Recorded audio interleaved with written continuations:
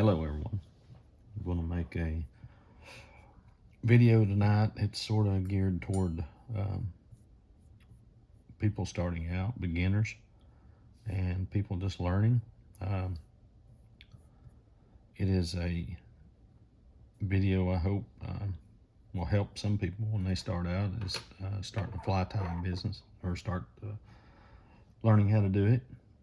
And I think a lot of people early on get overwhelmed with some fly patterns. I think they just go through some books or videos and see a fly pattern and think, well, I'm gonna go to it, try that one. And it's got complicated wings, it's got complicated tails, things like that, and it gets them overwhelmed. And I think they get discouraged and lose interest. One thing I started doing, and it catches fish, I tie what's called, or what I call, a seasonal items. It just, I mean, man, I just change colors with it, and it works. It catches fish. It don't have the complicated wings on it. It's just a hackled fly, and it gives you practice in figuring out how to put tails on. It gives you practice dubbing, building your body and hackling your fly. And it's just the three simple things that, and you learn a lot about your threads you use, how to use them, how much tension you can pull on them before they break. It gives you practice. And the good thing about it is they'll catch fish. And I know a lot of people's going to disagree with me on doing this, but it'll be a heavy hackled fly, but it'll float. And another thing to start out with is I use Mustad R30s on these, but you can get on eBay or some of the local tackle stores or online at tackle stores, and you can find cheap fly tying hooks, and you can get them for $3 or $4 a hundred, and they're just not a name brand hook, but they're practice hooks. That's what they're for. And tie you up 50 flies, and you haven't got as much money invested in them to practice with. But this is the number 10 excuse me, number 10 R30 Mustad. And when you set your hook in the vise, I don't know how well you can see this, but your point's going to be out, and I put the hook, the barb, which is right here, and I'm going to turn my vise for a minute. Maybe you can see it a little bit better. As I try to line the barb up right there with the tip of my jaws. And a lot of this will give you practice in how to get familiar with your equipment. And I'm using a Uni 8/0 in a gray. The other things I got out, I've got my box of grayish to white dubbings, and I've got some hackle feathers, some brown grizzly laid out. And right here, also another thing that I do is I use a lot of moose hair for tails. I think it floats well, I think it works well. And what I'll do ahead of time is I'll cut out several strands and lay them out here and clean them out, and I'll just take a pair of tweezers and move 5 or 6 over here when I get ready to make a tail. But when I start out, I'll look at about where my wings are going to be normally, or where I'm going to start my hackle, and that's where I start my thread. And when you pull down on your thread, a lot of it's controlled too with your hand. It's according to how you hold your bobbin, and let me zoom it out a little bit better. It's according to how you hold your bobbin and how much tension you want to hold on it. This bobbin here is adjustable. You can adjust the tension, but you get your thread started going toward the back. Then you come to a point, I just take a pair of scissors and just nip it off. A lot of people snap it, pull it, break it, whatever, and cut it. But you can just barely heat it with the scissors. But I will go back to where that barb is. And no, I didn't mash my barb down. But I'll go back and let it hang down. The thread hang down right there where I'm going to have the tail of my fly. And I'll take these moose hair and I just think it makes a good tail. A lot of people use the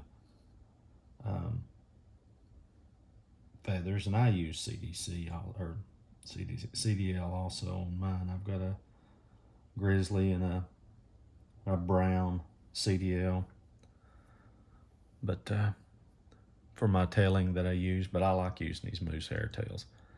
Just give it a little twist, and when you hold it, you'll grip it, sort of measure it. I like to put it about 2/3 to a hook shank length, sticking back, more like a hook 2/3, and it gives it a little bit of buoyancy. And you start out pinching that on top of your hook, just making some loose wraps toward the forward end or your eyelet of your hook. You get up close to where your starting point is for your hackle. Just pull these bristles up and then finish wrapping it in and work your way back. And one thing you got to watch as you work your way back is nicking that thread on that hook. And when you do that, you put you a few more wraps on to get that. See, I just nicked it just a little. I don't want to pull much tension on that because it will break. And then when I get back at the tail section, I'll pull off enough thread, sort of let that down where it don't twist, and I'll take my Overton's Wonder Wax or whatever wax I'm using at the time for different flies. Then I'll pick me a color out that I'm going to use and just get it coming out of the hole a little bit. And I don't know where this little bug is coming from, but I can't stand that. But it don't take a lot. And I once seen in a Kelly Gallup video, that's Slide In, that's another, he's got some fantastic videos to watch. But if you let that stuff go and it don't float, you've got too much. And you sort of spread it out a little bit, put it on your thread. Licking your fingers, best dubbing wax ever invented. And that's the way I learned. You try to get your dubbing noodle pretty uniform. And you can always add more dubbing. But trust me, it's hard to take dubbing off if you get too much. And the way I work on my taper is I'll go all the way to the front and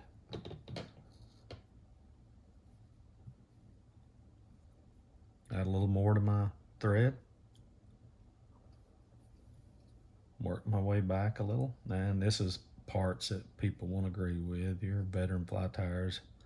But as far as learning how to get your taper right, learning about how these materials react. This is practice flies. That's what you got to keep in mind. This ain't textbook flies. This ain't what you're going to find in any of the books. It's just something that I started doing. This dubbing, I change colors often in the fall of the year. I'll be using a lot of orange. Now, I'm going to try to turn this around where you can see it a little bit.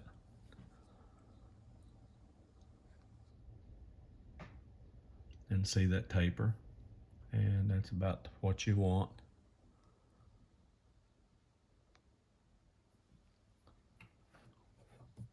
Now, when you get ready to tie your hackle, I'm going to use this grizzly laying here. Look at the sides of your hackle. You got a dark and a dull, lighter. The dark side on this is brighter. That's the front of your hackle. and it lays back. It's sort of concave on the dull side. But just pull off just a few bristles there at the end. And when you tie this thing on, this is a tricky part to learn. You want it facing forward, and a lot of people turn it sideways. I did for years till I figured out what I was doing wrong. But you turn it with that bright end facing forward. Then just get your thread started on it. And go up to your eye, and then you start building your eye, or your head, I'm sorry. And one thing I just done right then, a lot of times people don't do this, they learn with experience, but when you pick up your bobbin, you hadn't used it for a second or two, sort of take and give it a little twist with your fingers, because sometimes they will stick. And when you pull down on them, you broke your thread. But pull that out to the eye of the hook. Sorry, it's after 5 here. But when you start wrapping this, you want this bright side facing forward. And the most important part is that first wrap. If you can get that first wrap going in the right direction, you can put as much hackle as you want on this thing. It ain't going to matter, because it will float. And I wrap it forward. And one of the biggest things to learn from this is where to stop your hackle and don't crowd your head. Now, I let off of it, but I'm going to show you again what I'm talking about when you do this. Is get to know where, right here, you want to stop. You got to leave yourself room to make a head, because if you don't, you're just asking for issues. And that's one of the hardest things to get in practice of doing, is stopping in time to make that head. It's better to come up short than it is long. But when you get it out here, you just hold tension on that hackle, make you 2 or 3 wraps around it, pinch all your hackle, pull it back. You got some sprigs sticking forward, but it ain't gonna matter. I'll show you here in a minute. Work on this head. And my ideal size for that is about twice the eye of the hook. Some people may argue with that and say that's wrong, but that's about where I like it. And it gives me a lot of room. It don't crowd it. Now, some flies, this in here, I've got it a little short. I've stopped a little early on it when I should have went on. And just take your whip finish tool, put about 5 wraps on that. Tug down on your string just a little. Nick it. Now, this is something I do that I don't know where I picked it up at, but I try to pull my hackle back, and see, I've got all those little pieces stuck out. I just keep brushing it back till I get the majority of it pulled back and protected with my fingers. And one of the things I use this lighter for is barely touch it right there, and it don't really hurt your hackle because you got it pinched up in your fingers. I use the Loon UV. Put a drop on top. I use the thin. You let it sit there for just a second or two, and it'll start to work its way in. Hit it with the UV light. It's dry. Now, this gives you all the, I don't know if I can keep it in my hand. This gives you all the practice of the principles behind tying flies without the complicated wings. And like I said, it'll catch fish. And you just practice these items, like your body taper, your dubbing, your tailing, and wrapping hackle. And it'll help you to learn how to do the more complicated flies. The more you tie, the more you'll learn. See, these are all practice flies. It's I started doing that to keep from discouraging people when I showed them how to tie flies, because you turn somebody loose trying to tie a 16 elk hair caddis right off the bat, and they're going to get discouraged and quit. They're going to say, I can't do this. So you start them out with, say, a number 10, number 12, something that's more manageable, and you show people how to do that. You let them practice with it, and eventually, once they get comfortable doing those three things, wrapping, dubbing, the wrapping hackle, and the tailing, tying their knots, putting head cement on, then they become more proficient, and as time goes on, they can pick up more complicated flies. Hope this video helps someone. Hope someone gets something out of it, learns something from it. And if you like it, like and subscribe. I need all the viewers I can get, I guess, to do this. Thank you, and have a good evening.